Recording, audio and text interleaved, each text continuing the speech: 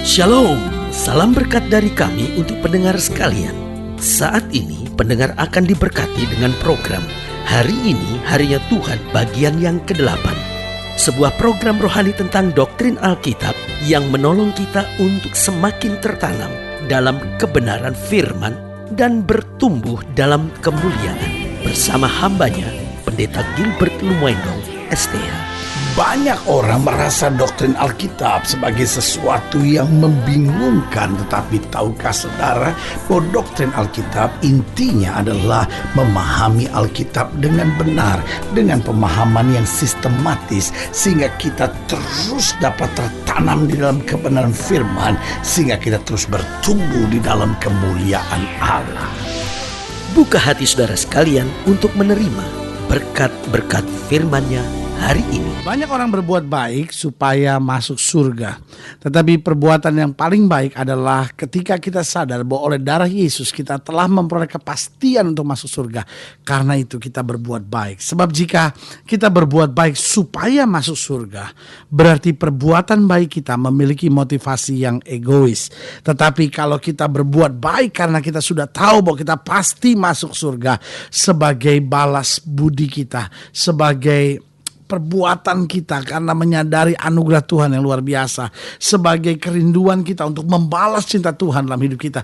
Lalu kita berkata, Tuhan, saya mau berbuat baik karena Tuhan yang mengajar saya berbuat baik, karena Tuhan yang terlebih dahulu berbuat baik buat saya, maka itu adalah perbuatan baik yang dikehendaki oleh Tuhan. Haleluya. Selamat datang dalam program kita hari ini, Harinya Tuhan, sebuah program rohani yang membawa kita lebih dekat pada Tuhan melalui penggalian firman Tuhan, melalui keterbukaan kita terhadap Injil Kristus.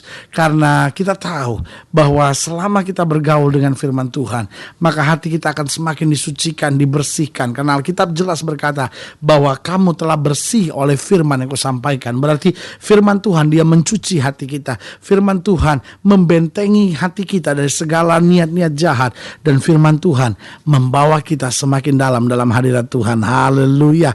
Dan program ini sedang membahas tentang perbuatan baik. Nah, saudaraku yang kasih dalam Tuhan, di sini letak persoalannya bahwa ada banyak orang berbuat baik supaya dia masuk surga. Tetapi kekristenan tidak mengajarkan kita berbuat baik supaya kita masuk surga. Karena Alkitab sudah berkata bahwa di dalam Kristus kita adalah ciptaan yang baru. Alkitab sudah berkata bahwa barang siapa yang percaya kepadanya tidak binasa, melainkan beroleh hidup yang kekal.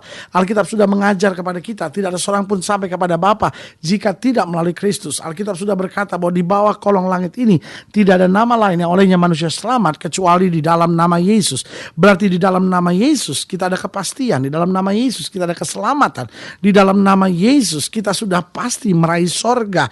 Hanya setelah kita sudah diselamatkan, hanya setelah kita sudah pasti meraih surga, lalu pertanyaan kita, bagaimana kita membalas cinta Tuhan, bagaimana kita membalas segala kebaikan Tuhan dalam hidup kita, kecuali kita berkata, Tuhan, saya mau hidup menurut kehendak Tuhan, saya mau mengasihi jiwa-jiwa, saya mau menolong orang yang membutuhkan pertolongan saya.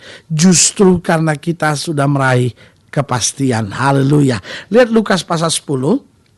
Lukas pasal 10 ayat yang ke-25 sampai ayat yang ke-37. Pada satu kali berdirilah seorang ahli Taurat untuk mencoba Yesus, katanya, Guru, apa yang harus kuperbuat untuk memperoleh hidup yang kekal? Jawab Yesus kepadanya, apa yang tertulis dalam hukum Taurat? Apa yang kau baca di sana? Jawab orang itu, kasihilah Tuhan Allahmu dengan segenap hatimu, dan dengan segenap jiwamu, dan dengan segenap kekuatanmu, dan dengan segenap akal budimu, dan kasihlah sesamamu manusia seperti dirimu sendiri. Kata Yesus kepadanya, jawabmu itu benar, perbuatlah demikian, maka engkau akan hidup. Tetapi untuk membenarkan dirinya, orang itu berkata kepada Yesus, dan siapakah sesamaku manusia? Jawab Yesus, adalah seorang yang turun dari Yerusalem ke Yeriko. Ia jatuh ke tangan penyamun-penyamun yang bukan saja merampoknya habis-habisan, tetapi yang juga memukulnya, dan yang sesudah itu pergi meninggalkan setengah mati. Kebetulan ada seorang imam turun melalui jalan itu. Ia melihat orang itu, tetapi ia melewatinya dari seberang jalan. Pertanyaannya, loh, dia seorang imam, kenapa dia gak mau berbuat sesuatu?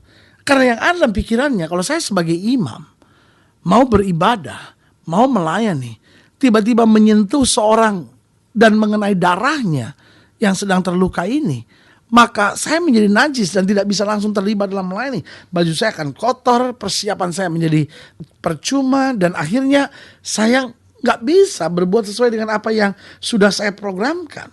Lalu ayat yang ke-32, demikian juga seorang Lewi datang ke tempat itu. Ketika ia melihat orang itu, ia melewatinya dari seberang jalan. Sama juga, orang Lewi terlibat juga dalam pelayanan.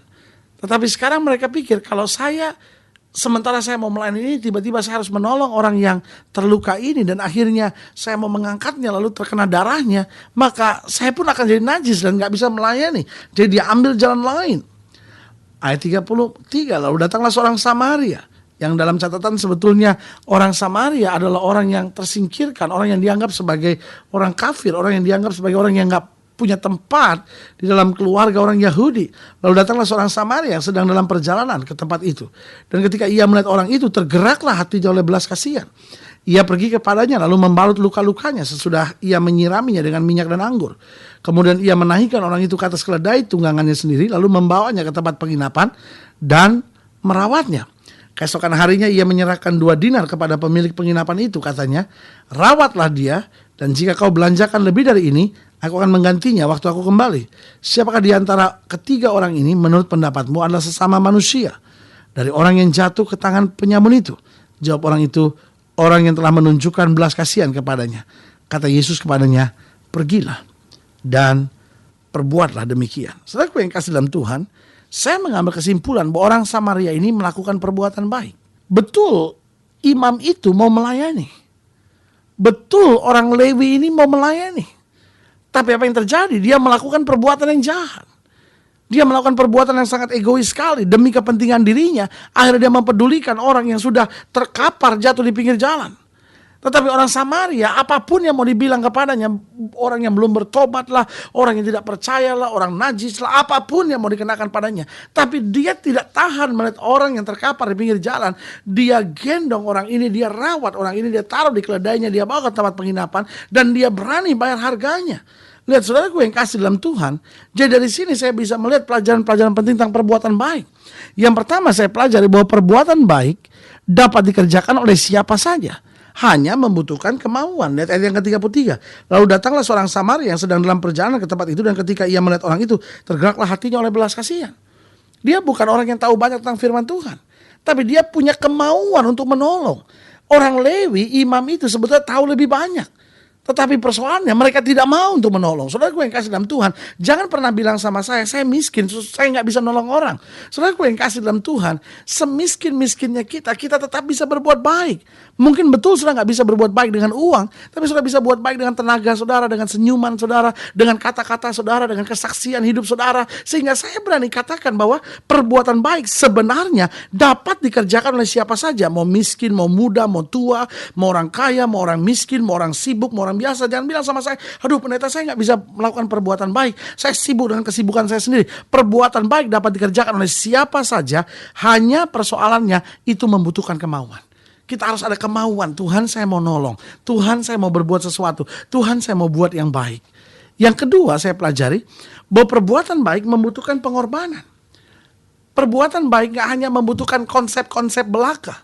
Perbuatan baik gak hanya membutuhkan tekad dan cita-cita semata. Oh saya mau berbuat baik, saya mau menolong. Tapi gak pernah ada tindakan, gak pernah ada pengorbanan. Kadang-kadang sudah berbuat baik, orang tetap ngomongin saudara kok.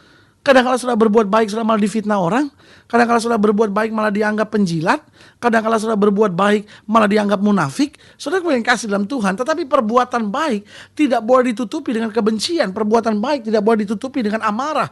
Akhirnya karena orang gosipin saudara, akhirnya karena orang fitnah saudara, akhirnya saudara marah. Saudara yang kasih dalam Tuhan, setan senang akhirnya sudah berhenti melakukan perbuatan baik. Karena hidup yang seperti Kristus bukan hanya hidup yang dekat dengan Kristus, tapi hidup yang dekat dengan Kristus juga dibuktikan dengan hidup yang mengasihi jiwa-jiwa yang terhilang. Makanya Alkitab jelaskan buat kita, apapun yang kamu kerjakan untuk seorang yang terhilang, untuk seorang yang hina, untuk seorang yang menderita ini, Yesus bilang apa? Sama seperti engkau melakukannya bagi aku. Jadi jelas saya mau ingatkan buat saudara, bahwa perbuatan baik dapat dikerjakan siapa saja, hanya membutuhkan kemauan. Yang kedua, perbuatan baik membutuhkan pengorbanan. Kalau saya nggak siap berkorban, saya nggak bisa berbuat baik. Kenapa imam tidak mau menolong? Karena imam tidak mau berkorban. Kenapa orang Lewi tidak mau menolong? Karena dia tidak mau berkorban, sehingga dia nggak bisa melakukan perbuatan baik. Karena apa? Karena alasan, saya masih ada kerjaan. Saudaraku yang kasih dalam Tuhan, orang Samaria ini juga masih ada kerjaan. Orang Samaria juga ini masih mesti berbuat sesuatu. Makanya dia tinggalin orang itu sambil berkata, saya kembali karena saya mau urusin urusan saya dulu. Tapi yang pasti dia mau berkorban dulu. Dia mau berkorban dulu, apapun resikonya. Sampai harus keluar uang dari dirinya sendiri, dia buat. Padahal orang itu dia nggak kenal. Tetapi ini yang saya bilang, seorang yang berbuat baik menyadari betul bahwa Allah adalah Allah yang adil. Dia akan memberkati tepat pada waktunya. Berarti sekali lagi saya mau ulangin, perbuatan baik dapat dikerjakan oleh siapa saja, hanya membutuhkan kemauan. Yang kedua, perbuatan baik membutuhkan pengorbanan dari kehidupan kita. Yang ketiga, perbuatan baik mendatangkan berkat di masa yang akan datang.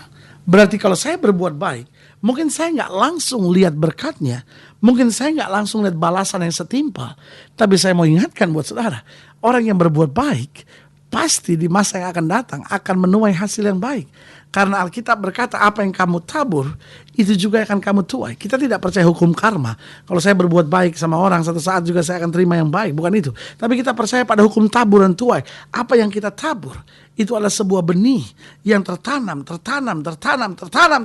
Dan ada saatnya kita melihat buahnya. Dan itu yang menjadi bagian kita. Saudaraku yang kasih dalam Tuhan, sekali lagi saya mau ingatkan buat saudara, kita adalah orang-orang yang sudah diselamatkan. Kita adalah orang-orang yang sudah menerima kasih dan anugerah Yesus Kristus. Biarlah kita menjadi orang-orang yang melakukan perbuatan baik. Bukan lagi supaya masuk surga, tapi justru karena kita nggak tahan lihat kebaikan Tuhan dalam hidup kita. Dia sudah begitu baik, dia sudah begitu baik. Masakan dia sudah begitu baik, lalu saya nggak peduli dengan apapun dalam kehidupannya. Waktu saya tahu dia sudah berbuat baik, berarti saya mau bangkit dan berkata, Tuhan, saya mau jadi berkat buat sesama. Ada banyak orang yang perlu ditolong, ada banyak orang yang perlu dikasihani, ada banyak orang yang perlu dikuatkan imannya. Biarlah setiap kita berkata, Tuhan, saya mau melakukan perbuatan baik. Kalau saya suami, saya menjadi suami yang baik. Kalau saya istri, saya menjadi istri yang baik. Sehingga lewat hidup saya nama Tuhan dipermuliakan. Haleluya.